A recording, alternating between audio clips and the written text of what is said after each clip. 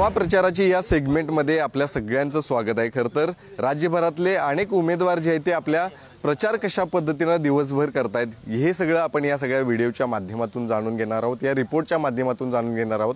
कोल्हापुरातील लोकसभेचे महायुतीचे उमेदवार संजय मंडलिक हे सुद्धा आपल्या प्रचार दौऱ्याला त्यांनी सुरुवात केलेली। आता ते नेमका कुठल्या दौऱ्यावरती आज असणार हे देखील त्यांच्याकडून आता जाणून आपण घेणार आहोत। स्वतः संजय मंडलिक साहेब आहेत। साहेब काय सांगाल, आजचा दौरा नेमका कसा असणार? आज आता मी आजऱ्याला चाललो आहे।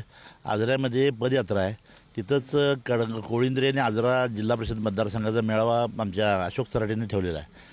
तो झाल्यानंतर राष्ट्रवादीचा मेळावा तिथं दाभिल जिल्हा परिषद मतदारसंघ जो आहे आजरा त्यामध्ये आहे। त्यानंतर मी विनय कोरे साहेबकरांनी जो मेळावा ठेवला आहे पन्हाळ्याला तिथं जाणार आहे। नक्कीच खरं तर आजचा हा मेळावा कशा पद्धतीने असणार आहे हे सगळं आपण या व्हिडिओच्या माध्यमातून जाणून घेणारच आहोत। तर त्यांच्या दौऱ्याला आता सुरुवात झालेली आहे, पुढे कशा पद्धतीने ते दिवसभर जो आहे तो प्रचार या ठिकाणी करतायत, कसं दिवसभर या ठिकाणी आपल्याला व्यस्त ठेवतात हे देखील पाहणार आहोत।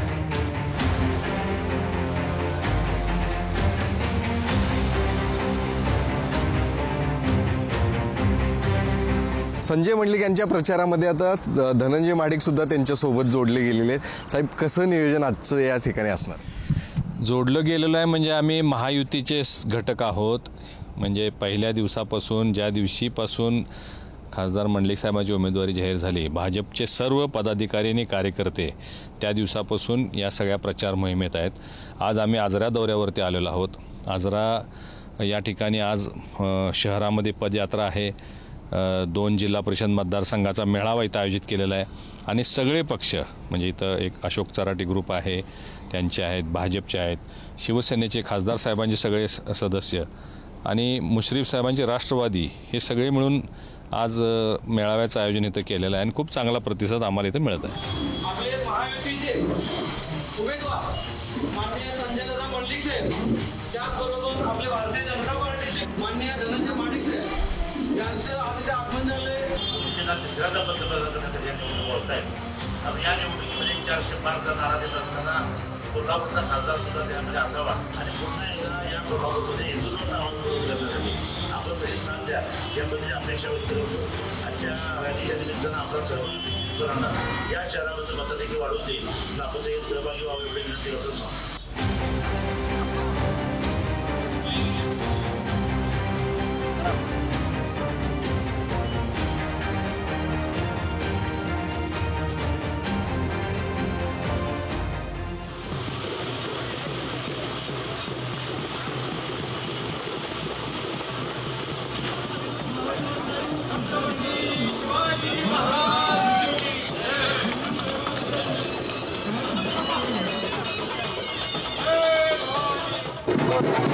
संजय मंडलिक यांचं आजऱ्यामध्ये आता आगमन झालेलं आहे। ज्या भागातला दौरा ते आता आज प्रचारानिमित्त करतायत त्याच आजऱ्यामध्ये ते सध्या पोहोचलेत आणि आपण पाहता या ठिकाणी त्यांची पदयात्रा देखील निघणार आहे, प्रचार फेरी जी आहे ती निघणार आहे।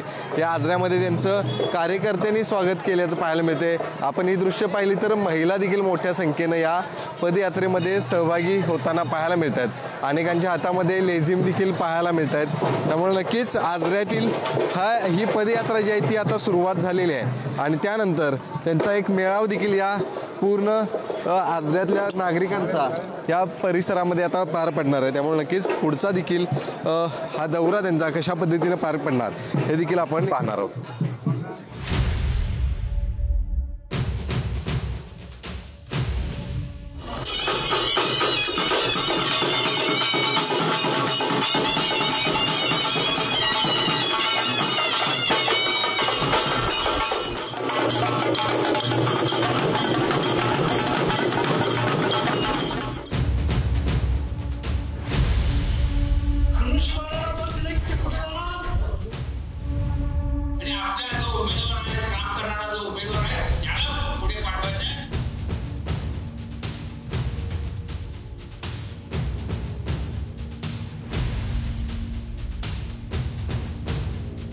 आजऱ्यामधील एका मेळाव्यामध्ये आता मोठ्या प्रमाणात महिला देखील ज्या आहेत त्या संजय मंडलिक यांच्या प्रचारार्थ दाखल झाल्या होत्या।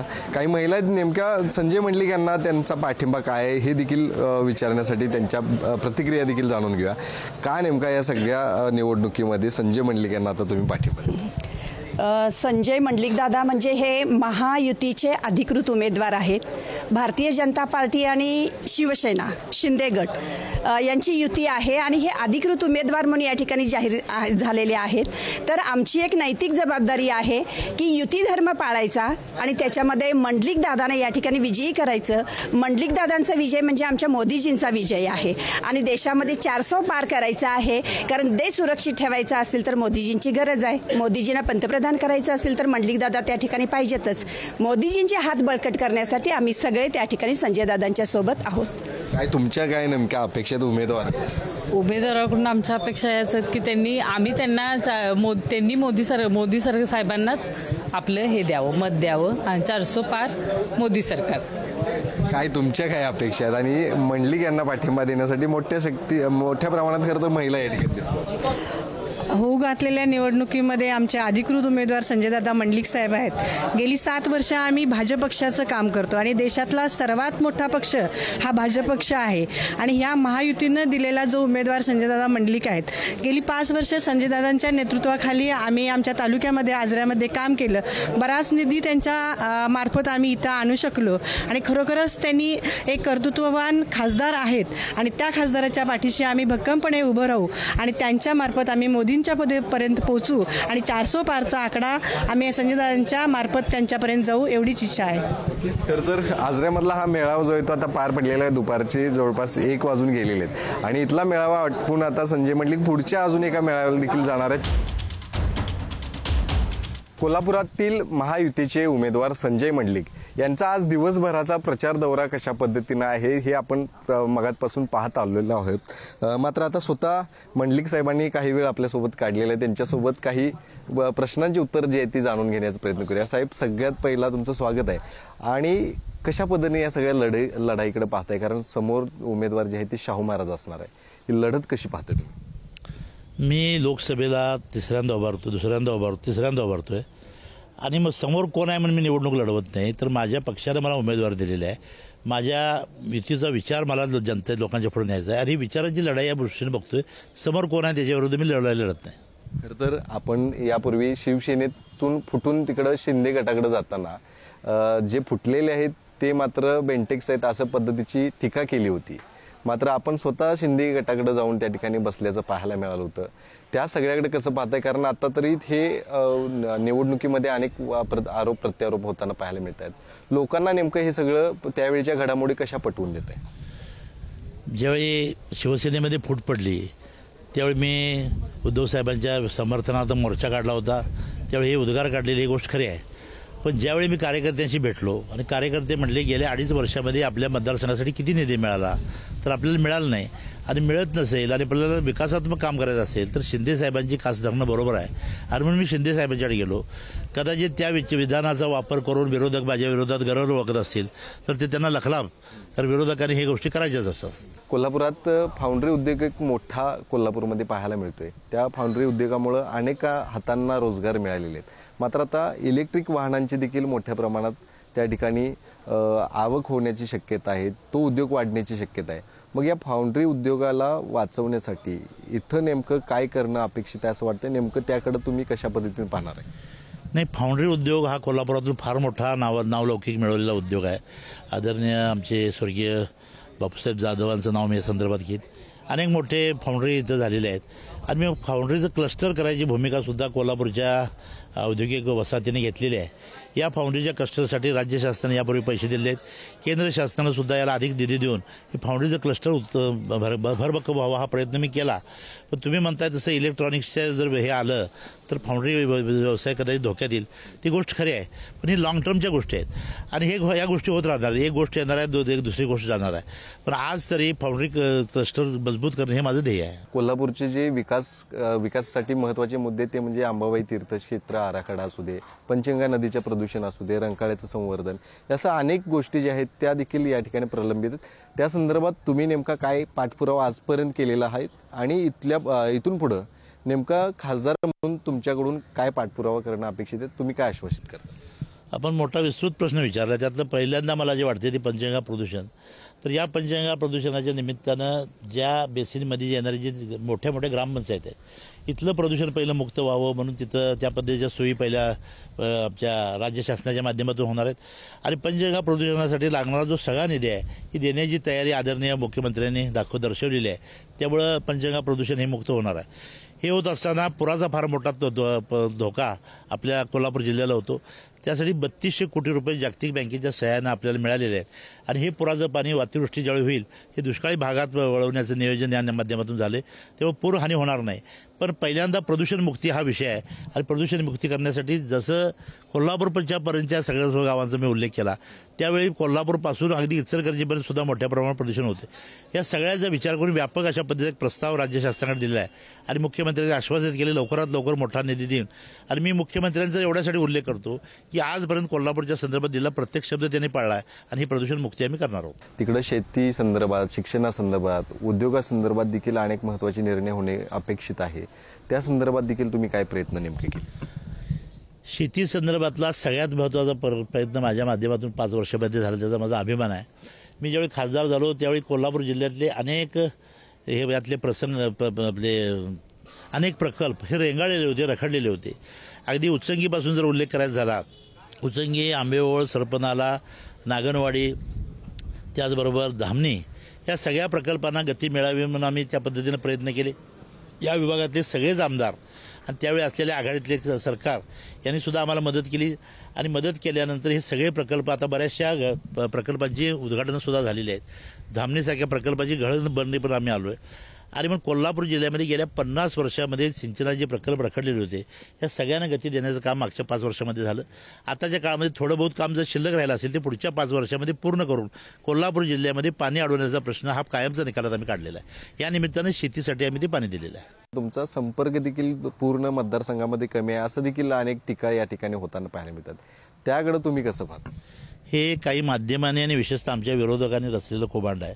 उदाहरण द्यायचं झालं तर मी एक पुस्तिका काढलेली आहे. त्यामध्ये या 5 वर्षामध्ये मी काय केलं त्याचा सगळा उल्लेख केलेला आहे. खरं म्हटलं तर हा उल्लेख करत असताना मागच्या 5 वर्षातल्या 2.5 वर्षामध्ये काही घडामोडी घडल्या. विशेषतः कोरोनासारखं संकट आलं तेव्हा लोकांना भेटणं अडचण होतं. या आजाराचा जर विचार केला तर खासदार किचन नावाची संकल्पना मी त्या कोरोनामध्ये केली. इथल्या सर्व दवाखान्यांना सक्षमीकरणासाठी तो फंड मी दिला. फक्त काय खासदाराचा फंड दिला नाही तर माझ्या वडिलांच्या नावाने केलेल्या ट्रस्टमधून काही समाजसेवी लोकांच्याकडून तो फंड उपलब्ध केला. जवळ 3.5 कोटी रुपये तेव्हा आपण जमवले. आणि या आजारापासून अगदी बाजार भोगावपर्यंतच्या सर्व ग्रामीण रुग्णालयात सक्षमीकरणासाठी प्रयत्न केले. आणि म्हणून लोक जे म्हणतात तुमचं संपर्क नाही तर त्या कोरोनाच्या काळात आम्ही होतो, पूर आल्यानंतर होतो, त्याचा उल्लेख मी माझ्या पुस्तकात केलेला आहे. आणि मग संपर्क जर नसता तर जिल्हा मध्यवर्ती बँकेला मी स्वतंत्र पॅनल करून लोकांनी मला निवडून दिलं नसतं. गोकुळसाठी ज्यावेळी पॅनल झालं त्यावेळी मी प्रमुख घटक होतो आणि गोकुळच्या संचालकांना निवडून देण्यामध्ये सुद्धा मी यशस्वी भूमिका घेतली. तर त्यामध्ये मी भूमिका घेऊ शकलो नसतो. आणि म्हणून अनेक अशा निवडणुका सांगतील ज्या जिल्हा पातळीवरच्या आपल्याला माहीत असलेल्या त्या प्रत्येक वेळी या जिल्हाभर प्रत्येक ठिकाणी मी फिरलेलो आहे. परवा झालेल्या बिद्री कारखान्याच्या निवडणुकीमध्ये सुद्धा राधानगरी, भुदरगड, कागल आणि करवीर मतदारसंघामध्ये गावोगावामध्ये गेलेला आहे. आणि संपर्क नाही. आता लोक कुभांड एवढ्यासाठी असतात की आता निवडणूक आलेली आहे, समोरच्या बाजूला आता आपल्याला जर कमी करायचं असेल तर मग त्याच्या अंगावर काळी शाई टाकायची. काळी शाई टाकली की तो काळा दिसायला लागतो आणि आपला उमेदवार गोरा दिसायला लागतो. हा फंडा आहे. पण लोकांना माहिती आहे खरं काय दूध का दूध आणि पाणी का पाणी. पण या निवडणुकीच्या निमित्तानं कितीही जरी कागावा केला की खासदार दिसले नाहीत तर मला वाटते मतातून ते दिसून येतील. आणि मी जो उल्लेख केला अनेक विकास कामांचा त्या प्रत्येक विकास कामाच्या निमित्तानं त्या गावामध्ये खासदार कुठं आहे ते दिसलेलं आहे. नक्कीच. खरं तर काही दिवसांपूर्वीच एक मोठा गोंधळ कोल्हापुरात निर्माण झाला. ते म्हणजे आपल्या शाहू महाराजांच्या बद्दल केलेल्या एका वक्तव्यावरून. त्या वक्तव्यानंतर विरोधकांकडून टीकाही झाल्या. आपण माफी मागा इथंपर्यंत हे सगळं गेलं होतं. या सगळ्याकडं संजय मंडलिक कशा पद्धतीनं पाहतात? नेमकं याकडं कसं तुम्ही? मी याकडे एवढंच पाहतो, भारत हा लोकशाही प्रधान देश आहे. इथं राजेशाही संपुष्टातून अनेक वर्ष झाली. अजूनसुद्धा राजेशाहीची तळी उचलणारी माणसं या देशामध्ये आहेत हे बघून मला आश्चर्य वाटतं. आपण यावेळी कुठल्याही गादी किंवा व्यक्तीचा अपमान करणं हा हेतू नसतो. खऱ्या अर्थाने मी एक साधा रोकडा सवाल विचारला, आपण थेट वारसदार आहात काय? तर त्याचं उत्तर त्यांनी दिलं असं हा विषय संपला असता. पण गादीचा अपमान झाला म्हणून कांगावा केला जातोय. आता आपण एखाद्या वाहिनीचे पत्रकार आहात तर तुम्ही आहात काय म्हणून मी तुमच्यावर जर आयडेंटिटी मागितली तुम्ही होय म्हणायला पाहिजे किंवा नाही म्हणायला पाहिजे. पण त्यासाठी आमच्या पेपरचा अपमान झाला म्हणून कांगावा करायला तर तो मला वाटतं विरोधाभास आहे. तर राजकीय प्रश्न विचारायचा होता तो म्हणजे मंडलिक साहेबांच्या वाट्याला अनेक संघर्ष आपण पाहिलेला आहे. सदाशिवराव मंडलिक यांच्या तोच संघर्ष आता संजय मंडलिक यांच्या वाट्याला आहे असं वाटते का? काय नेमकी आत्ताची परिस्थिती तुमची या सगळ्या राजकारणांची? मंडलिक साहेबांचा संघर्षाचा वारसा पण मला मिळाला आहे आणि मंडलिक साहेब विजय होते तो वारसा पण मला मिळाला आहे. आणि मग कितीही संघर्ष झाला तरी विजय माझा होणार आहे मला निश्चितपणानं माहिती आहे. आणि हा वारशाचाच परिणाम आहे म्हटलं तरी चुकीचं होणार नाही. आता दुसऱ्या बाजूचं मी काय बोलत नाही, त्यांच्याकडे पण वारसा आहे. पण केवळ वारसा होऊन चालत नाही, वारसा सांगून चालत नाही, तर लोकांचं प्रेम त्यासाठी लागतं. आणि मी ज्या ठिकाणी जातो तिथं भरभरून लोक प्रेम करतायत, ताकद देत आहेत आणि म्हणतायत की कोणत्याही परिस्थितीमध्ये आपण पुन्हा खासदार होणार आहे, कोणत्याही परिस्थितीमध्ये खासदार झाले तर माझे हे प्रश्न सोडवायचे आहेत असं अधिकारी म्हणून लोकांना सांगतात. त्याचं कारणच असं आहे की मंडलिक घराण्यावर लोकांचा विश्वास आहे. शेवटच जाता जाता विचारतो, ही लढाई आता पाहताय आपण ज्या पद्धतीनं थेट शाहू महाराजांच्या बद्दल जे वक्तव्य केलं त्यानंतर विरोधकांनी त्याच्यावर टीका केल्या. मात्र आता हे सगळं आव्हान पुढच्या काळामध्ये आपल्याला वाटते का? शाहू महाराज एकीकडं उमेदवार म्हणून अनेक जण शाहू महाराजांसंदर्भात आपुलकी व्यक्त करताना काही जण पाहायला मिळतात, तर आपल्या वक्तव्यानंतर अनेक मतप्रभाव त्या ठिकाणी पाहायला मिळतात. तुम्हाला नेमकं कशा पद्धतीने या मतदारसंघात आव्हान आता वाटतं? कुणाचं प्रेम कुणावर असावं याबद्दल काही बंदी असण्याची गरज नाही. प्रत्येकाचं प्रेम प्रत्येकावर असू शकतं, त्याबद्दल मला काही म्हणायचं नाही. फक्त निवडणुकीच्या संदर्भात मला एवढंच म्हणायचं आहे, मी शिवसेना भारतीय जनता पक्ष RPIचा मी युतीचा उमेदवार आहे आणि ते महाविकास आघाडीचे उमेदवार आहेत. तर विकास आघाडीचे उमेदवार ते आहेत आणि मी युतीचा उमेदवार आहे. यांची तुलना, यांच्या विकास कामांची तुलना लोक करणार आहेत.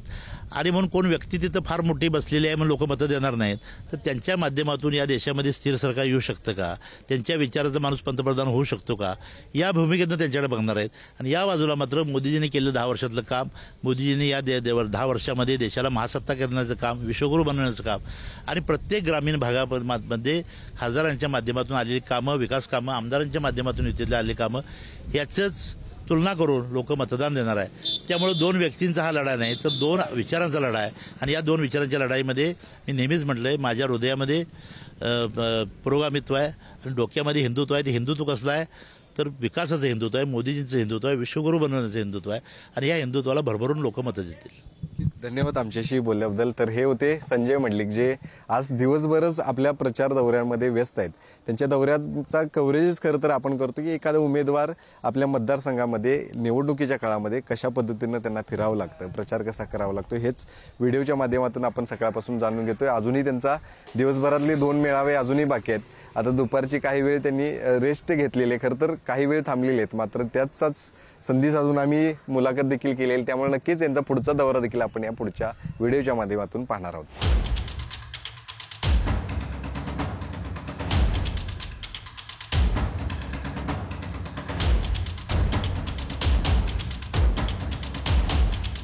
या ग्रामीण भागातल्या शेवटच्या टोकाचं गाव सुद्धा असेल किंवा कोल्हापूर सारख्या शहराच्या मध्यवर्ती ठिकाणचं गाव असेल, नागरिक असेल, हा प्रत्येक जण या देशामध्ये कुणाचं राज्य येणार आहे, या देशामध्ये कोण नेतृत्व करणार आहे यासाठी मतदान करणार. आणि म्हणून या देशामध्ये 10 वर्षाचा अनुभव जर बघितला तर आदरणीय मोदींच्या नेतृत्वाखाली देशानं उत्तुंग अशी प्रगती केली.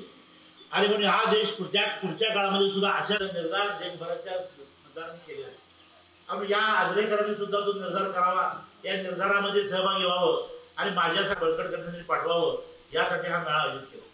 आता मी बोलणार आहे, साहेब मुन्ना साहेब बोलणार आहेत, केपी साहेब बोलणार आहेत, मुश्रीफ साहेब आता केपी साहेब तासभर किल्ला लढवू शकतात आणि केपी साहेबांनी ओळख संभाजीरावची करून दिली, नाही जमलं तर संभाजीराव बोलले. यामुळे हा मीटिंग आपली बैठक चालू केली. पण लोकसभेच्या निवडणुकीच्या निमित्तानं आपण बघितलं की या देशामध्ये सामान्य घटकापासून उद्योगपतींच्या पर्यंत, त्याचबरोबर शहरांच्या पासून ग्रामीण भागांच्या पर्यंत शेकडो योजना या केंद्र शासनाने आणल्या. मुन्नासाहेब सविस्तरपणे आपल्याला भाष्य करतील. पण ह्या योजना आणत असताना हा कुठल्या पक्षाचा आहे, हा कुठल्या जातीचा आहे, हा कुठल्या विचाराचा आहे, हा विचार त्यांनी कधी केला नाही. तर तळागाळातल्या ग्रामीण भागापासून शहरी भागापर्यंत प्रत्येक भारतीय हा ताकदवान झाला पाहिजे, भारत देश बलवान झाला पाहिजे, या भूमिकेतनं त्यांनी शेकडो योजना आणल्या. आणि त्याचा लाभ या देशातल्या प्रत्येक घरामधला जर उल्लेख केला तर दर घरातल्या 7 माणसामध्ये किमान 10 माणसामध्ये 7 लोक या योजनेचा लाभ घेतात.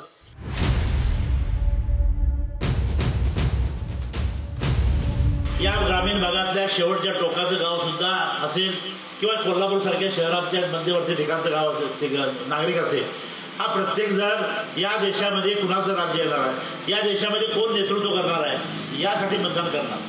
आणि म्हणून या देशामध्ये 10 वर्षाचा अनुभव जर बघितला तर आदरणीय मोदींच्या नेतृत्वाखाली देशानं उत्तुंग अशी प्रगती केली की या देशामध्ये सामान्य घटकापासून उद्योगपतींच्यापर्यंत, त्याचबरोबर शहरांच्यापासून ग्रामीण भागांच्यापर्यंत शेकडो योजना हे केंद्र शासनाने आणल्या. मुन्नासाहेब सविस्तरपणे आपल्याला भाष्य करतील. पण ह्या योजना आणत असताना हा कुठल्या पक्षाचा आहे, हा कुठल्या जातीचा आहे, हा कुठल्या विचाराचा आहे, हा विचार त्यांनी कधी केला नाही. तर तळागाळातल्या ग्रामीण भागापासून शहरी भागापर्यंत प्रत्येक भारतीय हा ताकदवान झाला पाहिजे, भारत देश बलवान झाला पाहिजे, या भूमिकेतनं त्यांनी शेकडो योजना आणल्या. आणि त्याचा लाभ या देशातल्या प्रत्येक घरामधला जर उल्लेख केला तर दर घरातल्या 7 माणसामध्ये किमान 10 माणसामध्ये 7 लोक या योजनेचा लाभ घेतात. तर आपण सकाळपासूनच पाहिलं संजय मंडलिक जे महायुतीचे कोल्हापूर लोकसभेचे उमेदवार आहेत, त्यांचा सकाळपासून सुरू असलेला प्रचार पाहिला.